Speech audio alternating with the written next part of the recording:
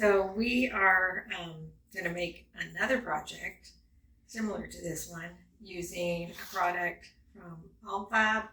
It is a, it's called pattern plywood. Pattern plywood. So you can see the grain and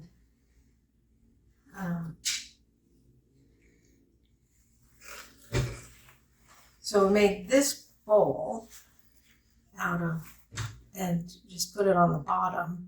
And so now we're going to try using just this with some inserts of a darker and different wood.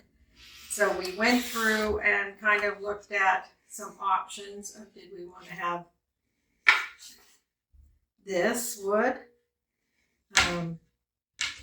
or a lighter one, which we decided right away was not going to work. And so we found this wood, which was just in the cupboard, so I'm not definite, but I think it might be some kind of a walnut. But we have two thicknesses, and so we're going to put, stack this up so that we have 3 layers of this plywood and 2 of this thin piece in between. And this is going to go on the top because it's a little bit thicker and it gives me room to play with the edge on the top of the bowl. So at this point, I'm going to take these 2 pieces of wood and cut myself squares just to match the width. And then I'm going to cut 3 pieces of this along here because then we can match the grain and stack them up. And then we're going to get glued up, and then we'll start the project out later. So what's the stack of the glue up? The order? The order is we're going to have this on the bottom, and then a layer of this piece, and then more of this, and another layer of this one, more of this, and then this thicker one on the top.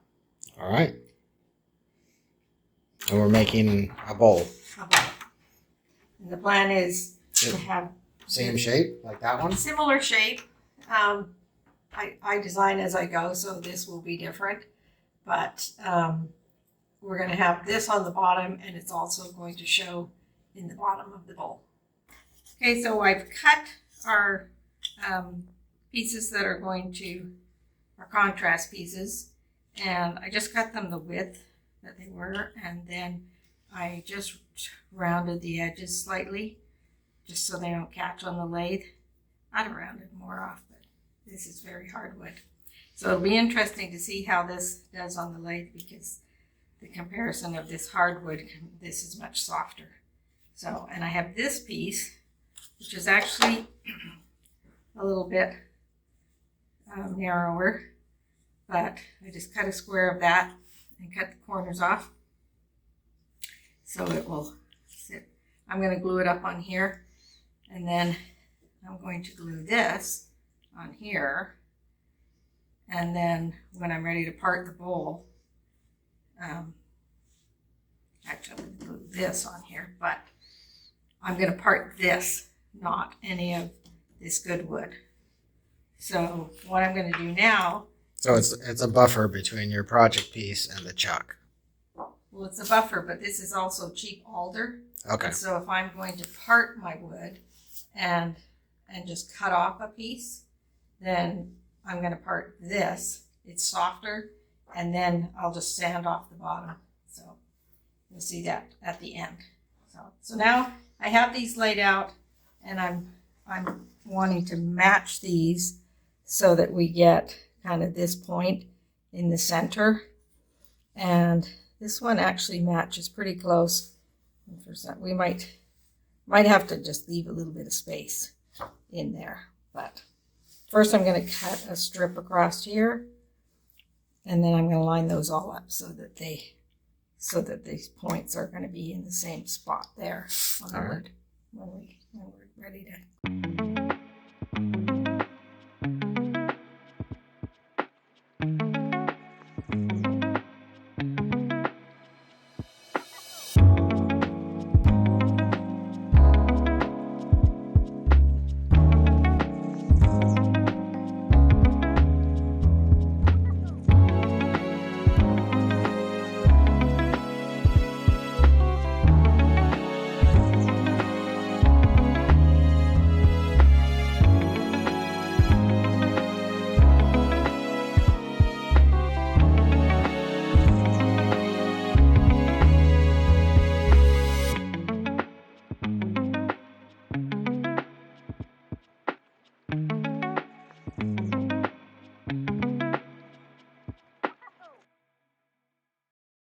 Okay, so I have my pieces cut and I have taken the corners off. So I have 3 pieces and all of these points line up centered.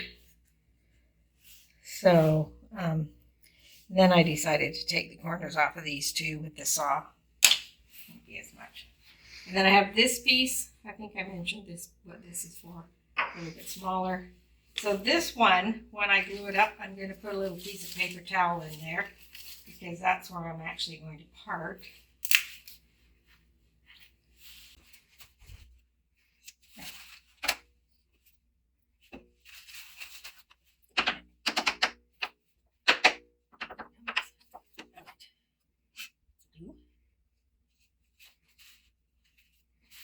Towel.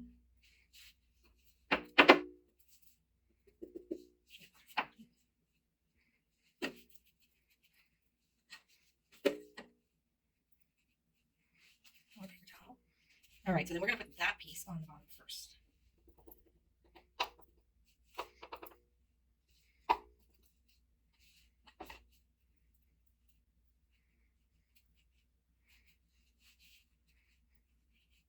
Okay, I'm going to take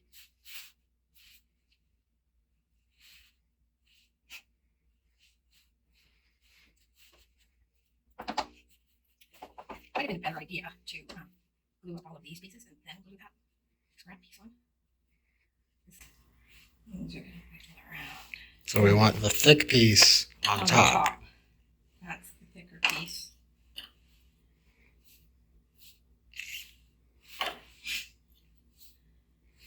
And how do you want the grain to run in relation to? I'm running the grain the same way. Same way as the Art Deco is? Yes. And I'm not putting paper towel in between these pieces because they are going to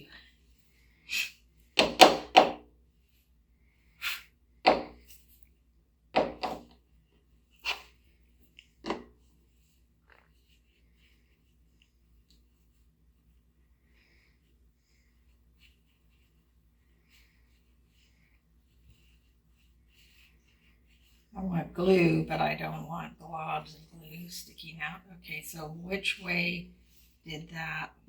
I'm taking this off so I can see glue. That's close. I almost put it. Point there, point there.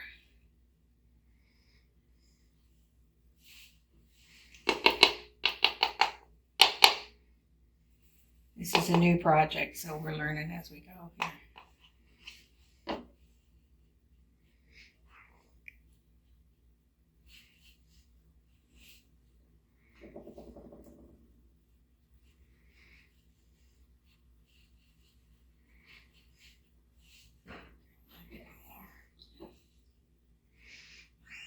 Might be time for a new glue bottle. Yeah. All right.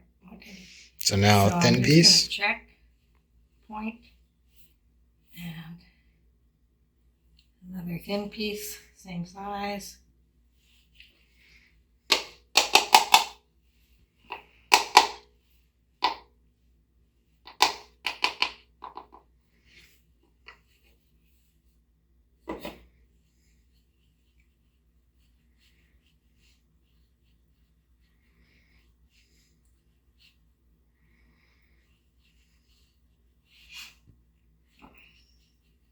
Okay, points that way.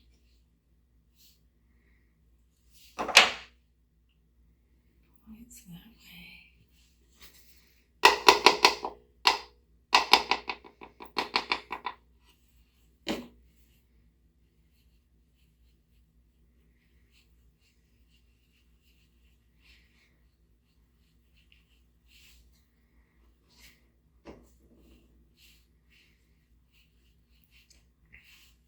I think I got a bit much on there.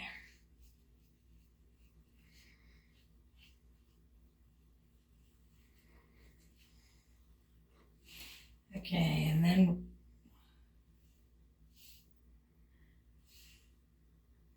that one.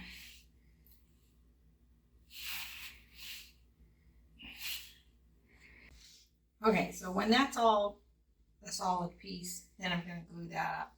And we're going to hot glue this piece onto the bottom of here. So then we'll just be putting that on the bottom. So we're ready to start cutting this bowl with our layered piece of wood and our stock piece here. It's all glued up. And so the first thing I'm going to do is center it on the lathe. So this is the main chuck that I screwed on here. Get it good and tight. And then I'm going to move this in.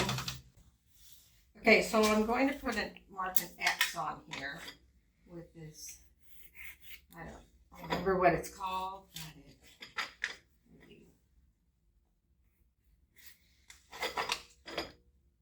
A stencil. Center finder. Okay, so I did all four corners because you can see if you look in close that you end up with 4 lines. So we want to center right in the middle of here. So I'm going to roll this blade towards it, and then I'm turning this knob so it's going to go farther to the back there. And it's pretty close, but I think we're slightly high. So I'm going to use this tool, and this is going to loosen this so that I can go down just a hair.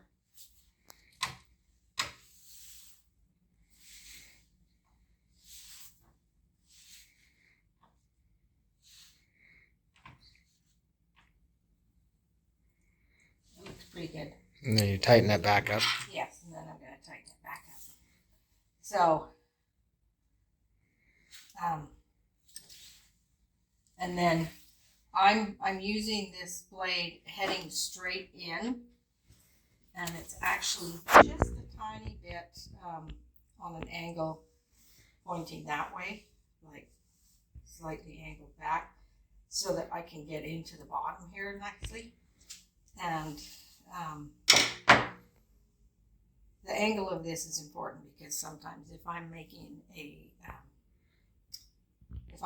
spinning top, then I'm coming in, I change this so it's coming the other direction, and if I get started, then once you get started, this stays in this position. Right. So, But a lot of that angling is for the inside, even though you'll probably do the outside first. yes, yeah. So I just want to come in parallel, but I angle it slightly that way so that I can get in a little bit on the bottom here. So on this lathe, we're going to change this before I forget. What is that? Now this is the rosette, and it creates the pattern. So this pattern is what I used last. But, and most often I start off just using the round one, but this being a square, I don't do that. In fact, I may take several adjustments to get the square to decide which screws I want, screw holes I want.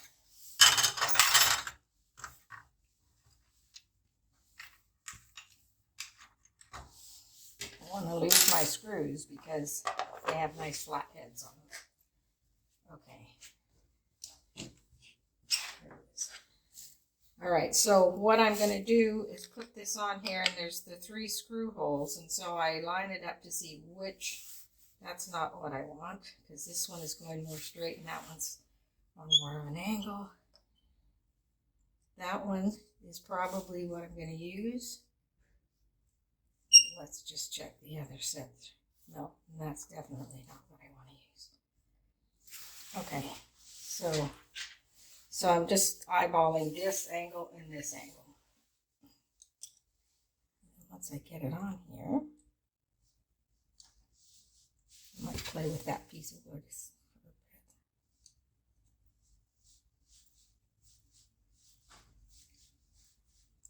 And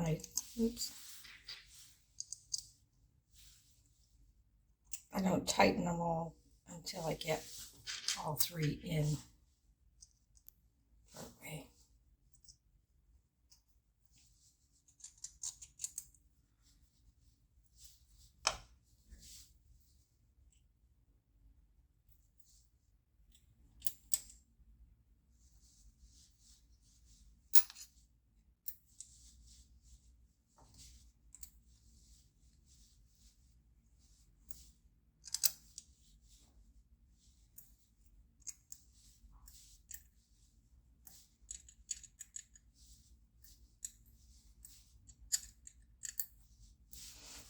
Okay, so then I need to stand over here just a little bit.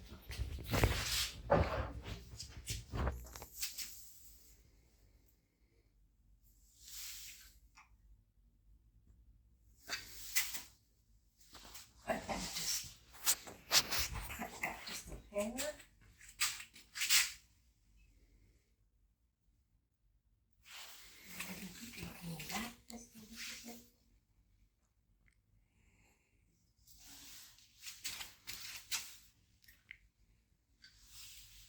Not very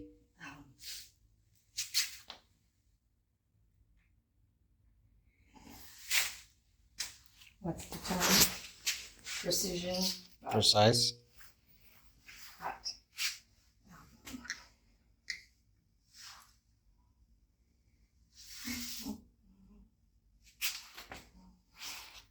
pretty close. All right. So you wanted to talk about let's put these away. Get lots of dust, so I keep things in there. This is an old machine, cler lathe, and so I have a few backups for this motor, which burn out occasionally. This motor sets the blade spinning. The other thing that I have a motor down here. You want to look down here? This one. It runs all of these gears, and turns the this section and the pattern, the rosette, and this gets old, and fortunately I have a friend that comes over and fixes it for me and replace the brushes instead of buying a new motor. But those are the two things that go on this. Also on here, I was having a problem with things were kind of wiggling around, and so this pin was coming out. There's actually a little lock screw on here that I didn't have tightened up, but same friend that does these motors for me does. He replaced this, put in new pins and bearings, and anyway. Fortunate to have good friends. Before I put on all my safety gear here, I'm going to start and I'm going to go around the outside edge, and that will confirm if I have this lined up, and then I can adjust if needed. But then I'm going to move over. I might do the big hole in the middle and then come around and do the side. So that's where we're going to go next. So what are the things that we're doing on this project that are different from things we've done in the past? Well, I definitely want to make sure that I get deep enough so that you'll be able to see the pattern wood on the bottom. So we want to go through all three layers. Yes. In the bottom. And this one is slightly thicker so that I can have room to play with a little bit of a curl, a lip, a shape, and whatever. I haven't quite decided. I design as I go, but I want to see how these woods react because this is such a hardwood and this is soft, to so whether I put a pattern in here and here, or just make it straight, and then we'll see how we do in the inside. But because it's already got decorative elements, I'm going to keep it fairly simple. Not put too many patterned edges in it. So. And this is the first time we've done a video with a square cam, I think. Yeah. Lots of dust. My vacuum is a separate vacuum. I don't have one that's going to suck up as we go. So there will be lots of dust. So definitely leave this on. And it is loud. They won't know that.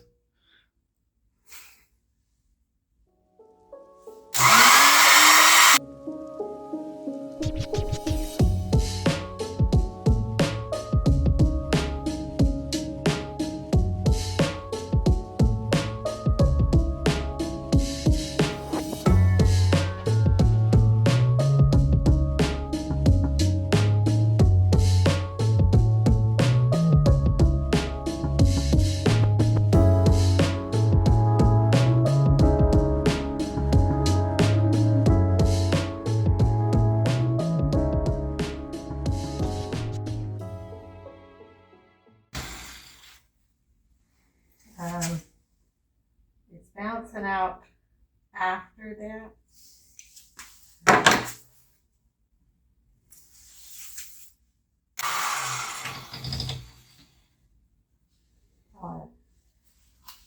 Take this off just so I can clean my glasses. But I'm wishing I hadn't started quite so close to the edge, because that's taking off some of this little rim. I think we have Danny lined up. Too warm out here. Too humid out here. But I think I have a pretty close line to.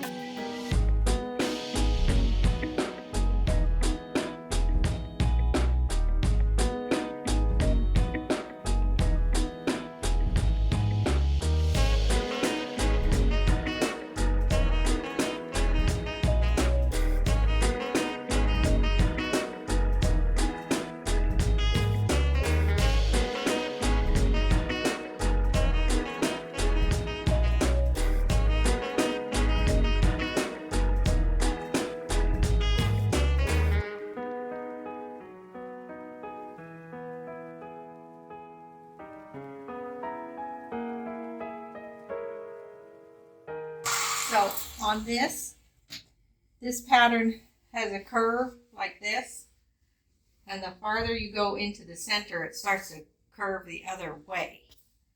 And so you can see that there's getting a little kind of a star shape in there.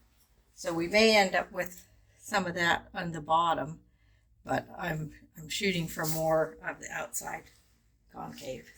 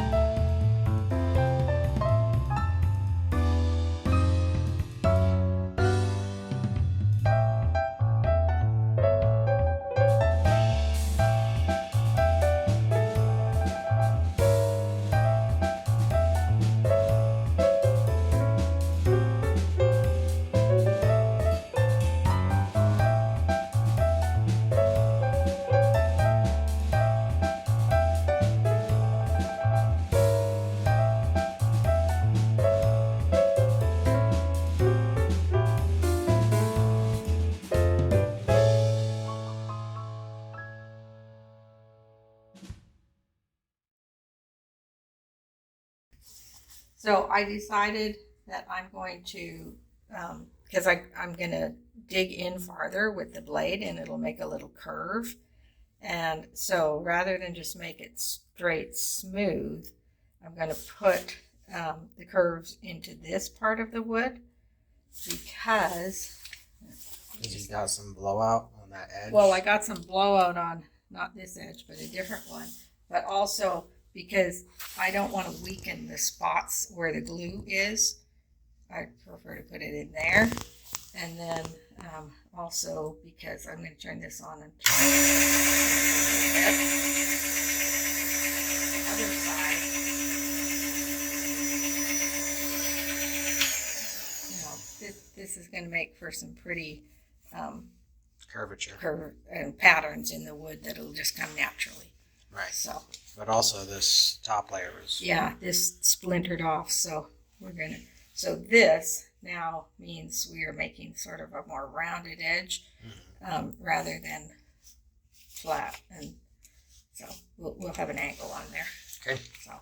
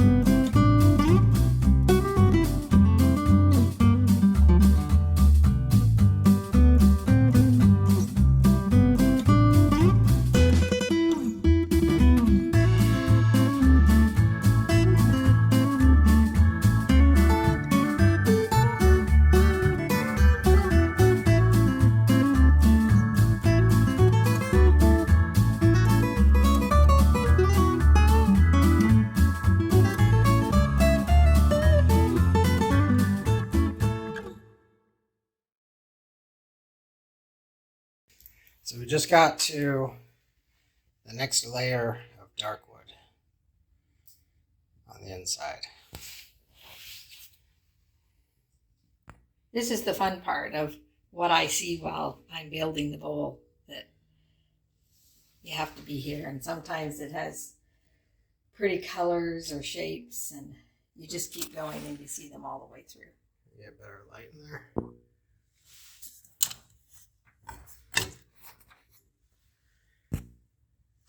That'll do. I could pull this back.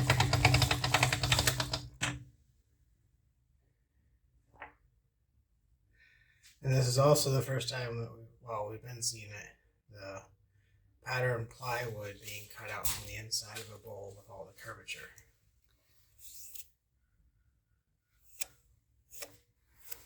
One of the things that I've been seeing, so I did a smooth, thin layer across the dark wood, but it's very fine line between, am I now showing the edge pattern on this patterned wood? And so I curve in and I see it butt up against, and there's one tiny spot.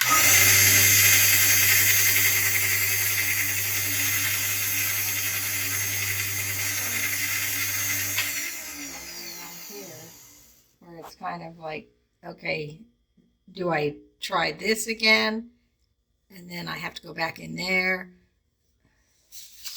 You have to sometimes decide when to stop. I might just sand that little piece, but you have to be careful that you don't end up with no bowl at all. Right. Right. Cool. Carry on.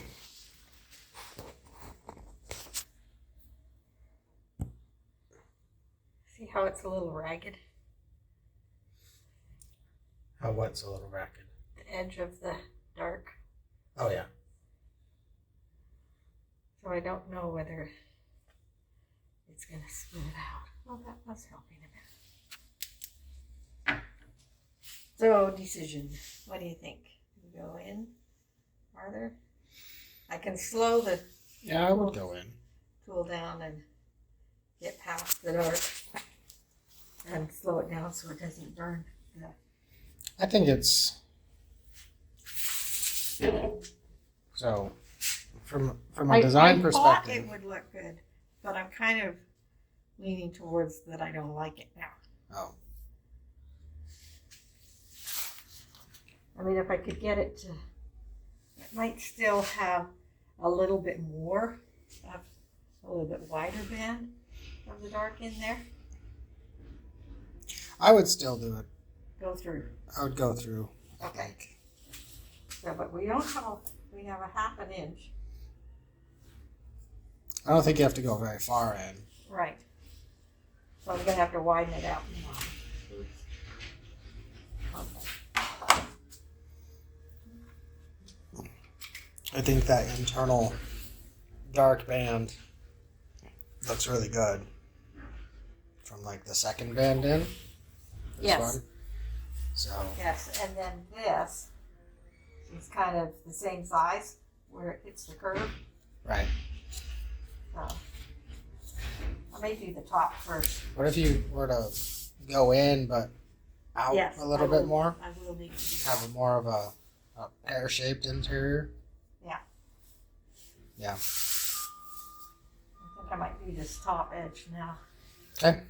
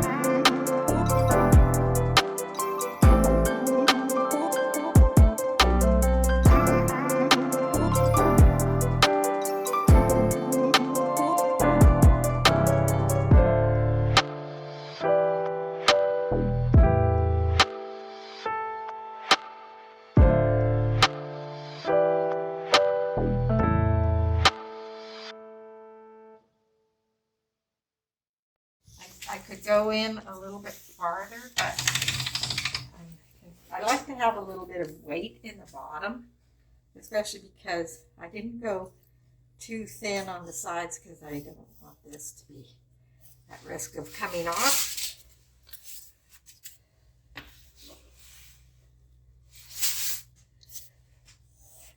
And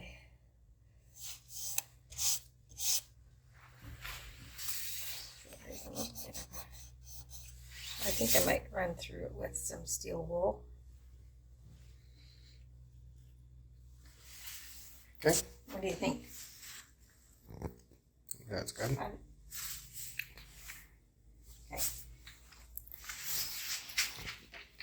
I'm just gonna bring all the edges up there. So do you want to talk about the burning? Yeah, so that little piece in the center is from the burn of the blade. I did turn the motor down a little bit so that this was not turning as fast. I'm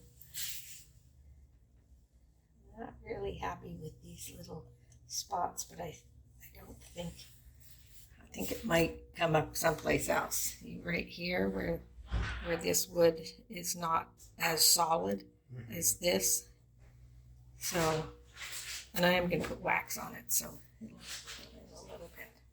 But so the little star thing in the center is not dark wood. It is burnt, but it's kind of, most of it's the same color as this, so I think it looks kind of cool. Yeah. So, all right. I think the curvature of cutting into the pattern plywood makes for a lot of interesting Yes, detail. I like all of this part. On the inside and the outside. Yeah. Yeah.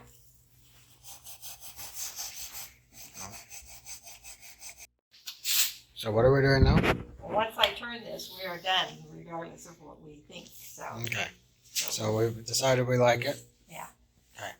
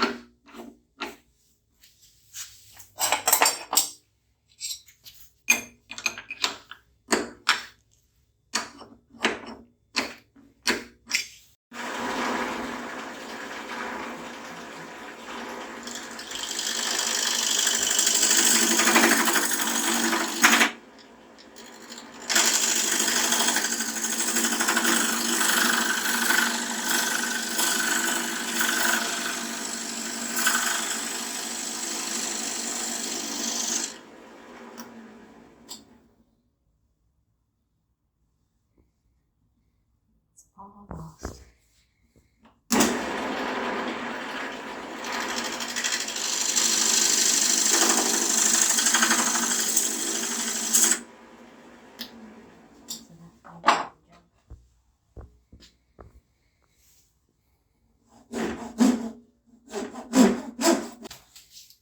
You want to explain why Yeah. you use the hacksaw now? So normally I part it a little bit farther, but I'm kind of chickening out on this on the camera here.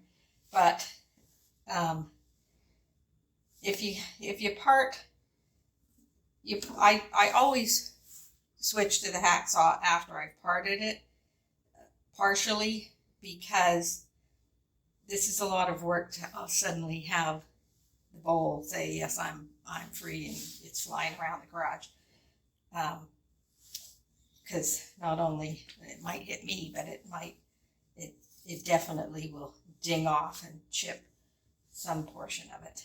So that's why and normally I do a little hacksaw, go feed my birds or something, then come back and do a little more hacksaw so I don't wear out my arm. So better to Err on the side of caution than have no Right. bowl or have a broken bowl. So there's the alder wood that we just cut through with parting, and now I'm going to sand that off on the belt sander.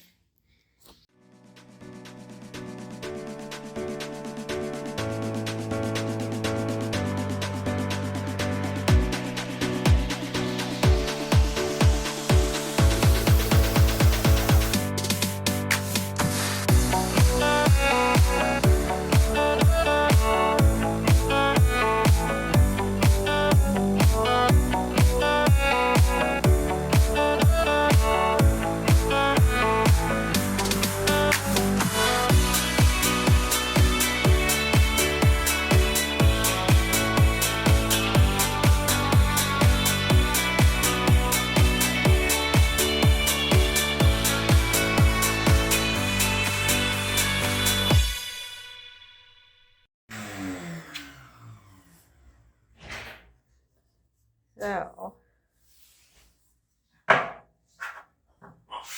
good and level. So now, I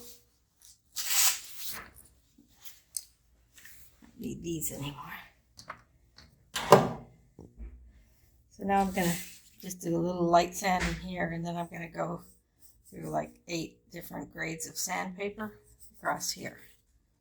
And then we will wax it. We'll be done. Cool.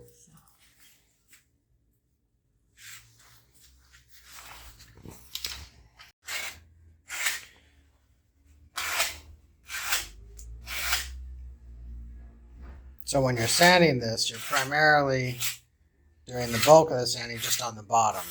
Yes, I'm not sanding this. Because you don't want to sand off all the edges. Right. So it's just so you can have a super smooth bottom. Yeah, that's my favorite part. People always say, "Oh, you should sign it." I was like, "Yeah, but this is the good part when it's all smooth."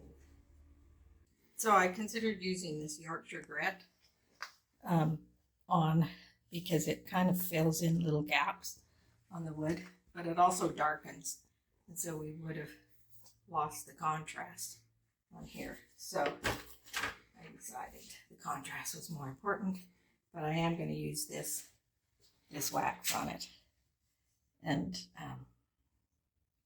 so I'm going to just that's all I'm going to do with as a finish is just the wax. Okay. Buff it up and it'll be done.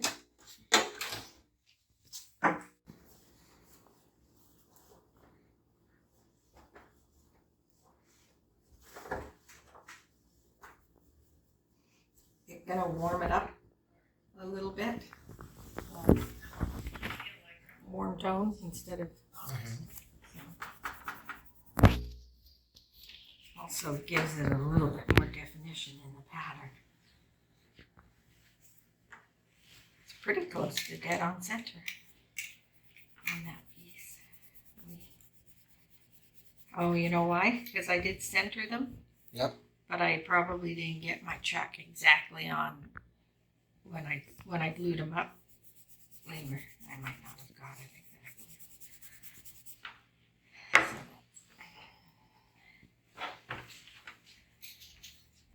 Well, we still managed to keep enough of the top, even though that one piece flew off, or it just split off a big piece.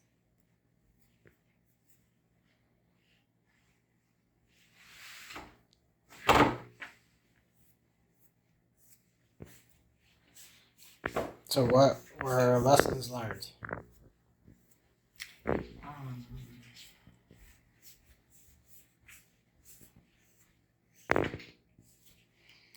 Well, I think if I was coming in from the top, because we were coming in from here and the side, if I was coming in from the top, I might not have lost that chunk. But then at the same time, if it was that brittle, we don't want it on the finished bowl. Right. Coming off afterwards. So, I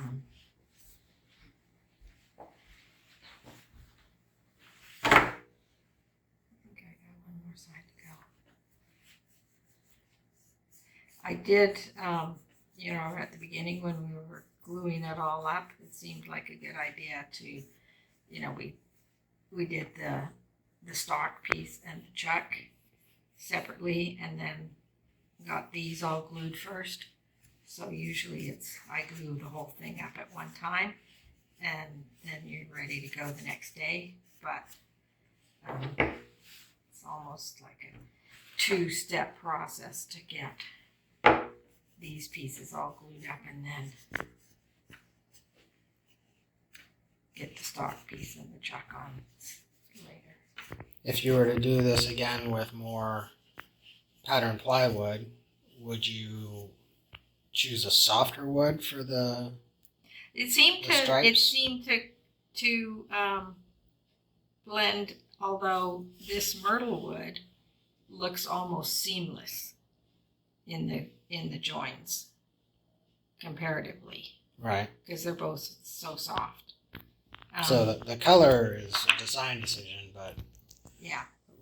Did the harder wood mixed with the softer wood make any problems for you? I think it's almost more of the difference in color, the contrast in color that you don't see either that, or I don't know why this one glued up so much nicer on the edges, but I'm tempted that I would like do only 2 layers, make it a little bit broader, and possibly just leave it dark in the bottom, like have Right. one stripe and one dark. I might try one like that. I have enough wood left. Does the pattern of the pattern plywood matter so much as just the fact that it's a uniform design for this type of project being so small? I mean, unless you look at the bottom, you wouldn't even know it was the Art Deco pattern. Yeah. And you don't see enough of it in the very bottom. Right. That's why I'm saying if I was to make it a little bit broader. But we were working with the width of this, the dark wood that we had. Right. So I think it's a nice size. Yet still having the pattern, it changes. It's not just straight lines on the inside. Right. Right. Yeah. Well, and I do, because I light. have all of the dark lines, normally I have a bit more definition of here's a line and, some gradation in there. Yeah. And I only did just one right here because we already had so much decorative element inside. All right. Well, I'd say this is my favorite side. Should we do the flyby? There's Stick it out. Just put it out there. Close up. turn it. Yep.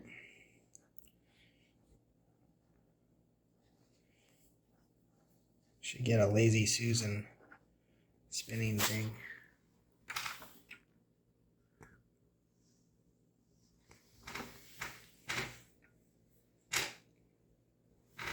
Bottom. The bottom. I think that turned out really well. Yeah. Thanks for the piece of wood. You're welcome.